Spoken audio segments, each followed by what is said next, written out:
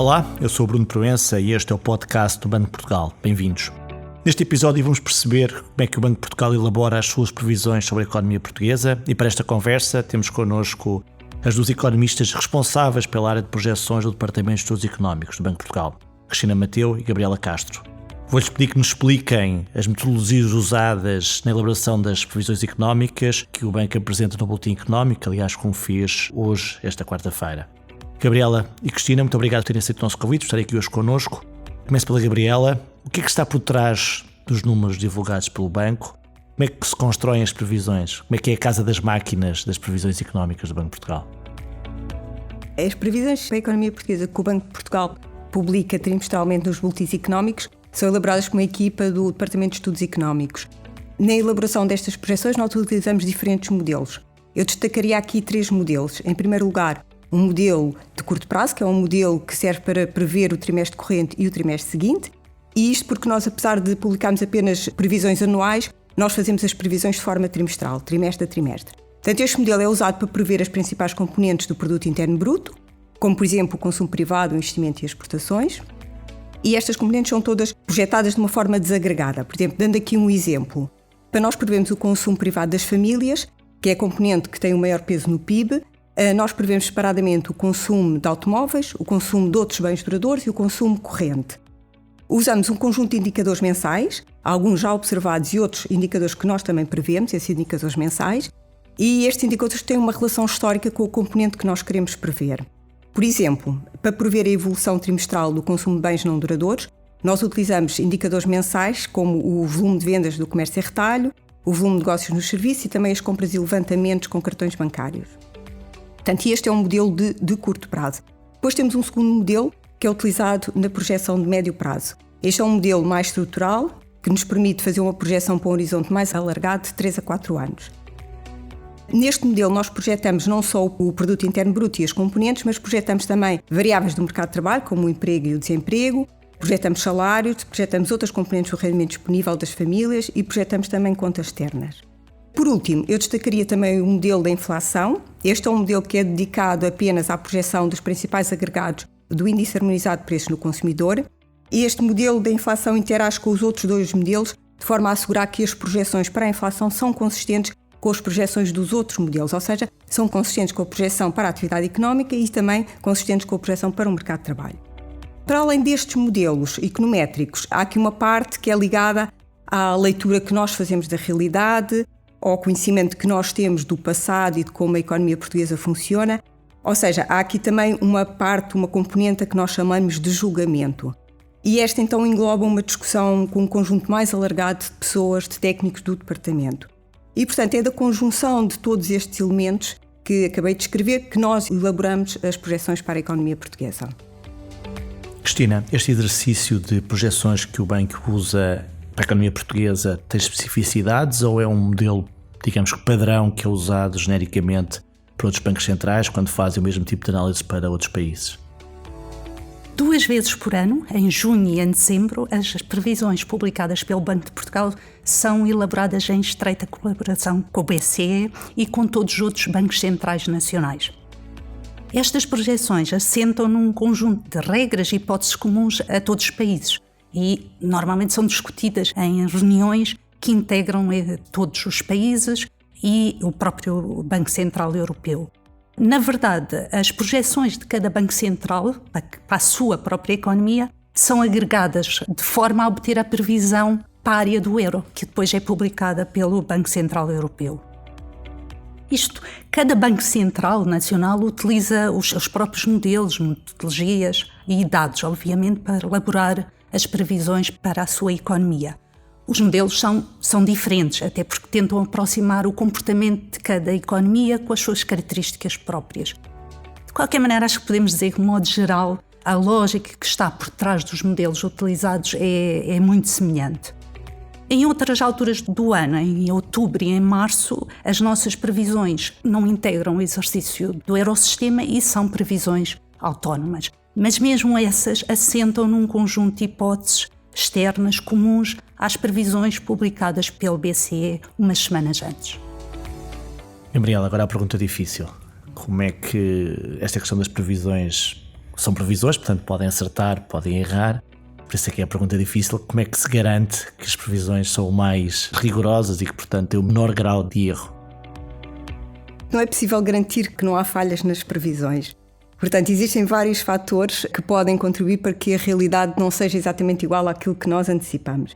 E eu destacaria aqui os principais fatores. Em primeiro lugar, como eu já referi, as previsões assentam num conjunto de hipóteses para um enquadramento externo, para condições financeiras e também para as políticas económicas, em particular para a política orçamental. Portanto, as previsões constituem o cenário que nós consideramos ser o mais provável no pressuposto que estas hipóteses se concretizam. Caso as hipóteses não se concretizem, isto introduz um fator de erro nas projeções.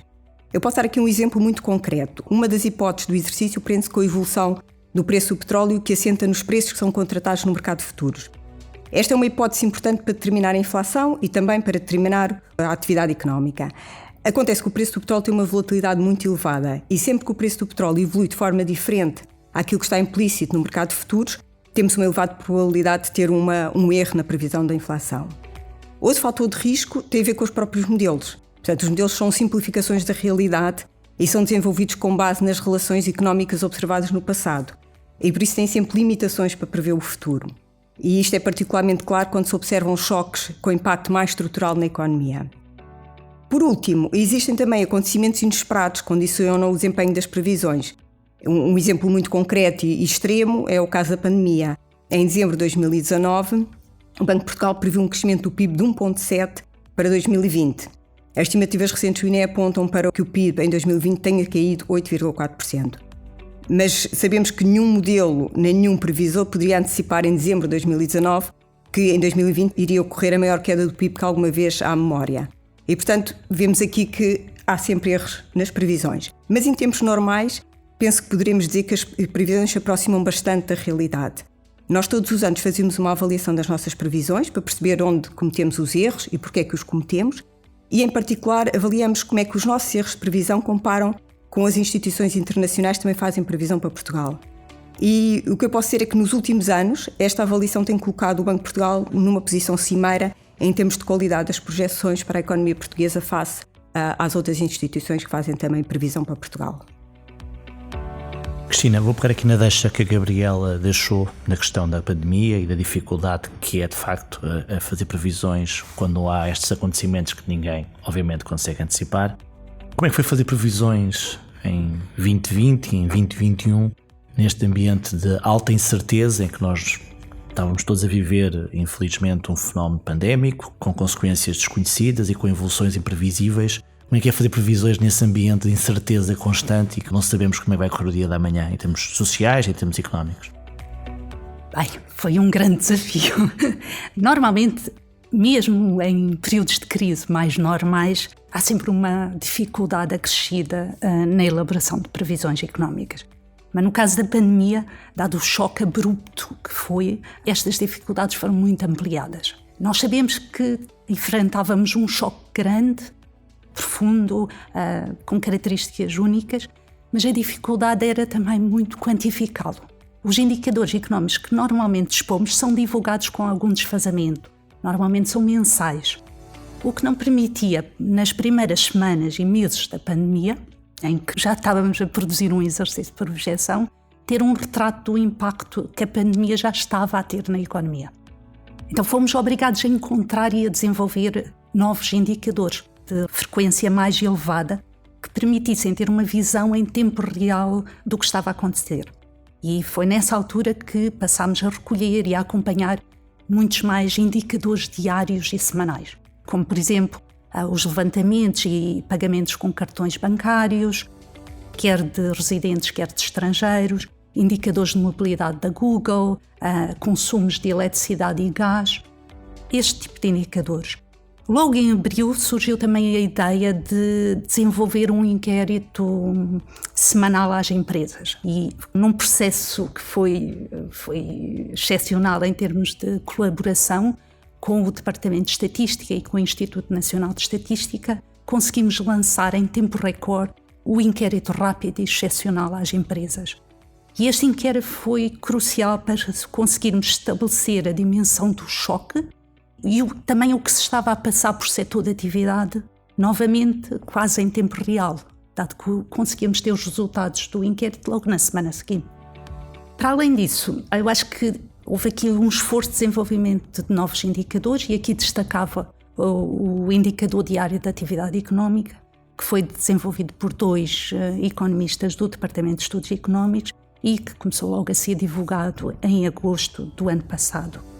Todos estes novos indicadores contribuíram para melhorar a nossa capacidade de avaliar e prever o estado da economia neste contexto bastante mais incerto. Foi também necessário adaptar os modelos utilizados e desenvolver novos instrumentos de previsão para captar a extensão desta contração, em particular durante os períodos de confinamento, e depois a recuperação, que também foi rápida, que se seguiu. Logo em junho de 2020 já tínhamos este conjunto de indicadores e este novo instrumental que nos permitiu já ter uma previsão relativamente próxima do que veio a acontecer. Apesar de neste momento estarmos numa fase em que a realidade já parece mais previsível e também estarmos munidos destes novos instrumentos de previsão e destes novos indicadores que nos permitem ter uma melhor visão do que se passa na economia, os desafios mantêm-se. E, em particular, é preciso agora compreender melhor que mudanças mais permanentes, mais estruturais, a pandemia poderá ter implicado nas várias economias e, em particular, na economia portuguesa. E este é um trabalho que o Banco de Portugal está fortemente empenhado e continuará a ser apresentado nas nossas publicações. Cristina, Gabriela, muito obrigado pela vossa disponibilidade e pelo vosso tempo. A verdade é que as projeções do Banco de Portugal para a economia portuguesa são sempre seguidas com muita atenção por toda a sociedade portuguesa e, portanto, se quiser conhecer as mais recentes projeções e as anteriores também, pode consultar o site do Banco de Portugal ou então seguir-nos nas redes sociais, no Twitter, no LinkedIn e no Instagram. Muito obrigado e até uma próxima oportunidade.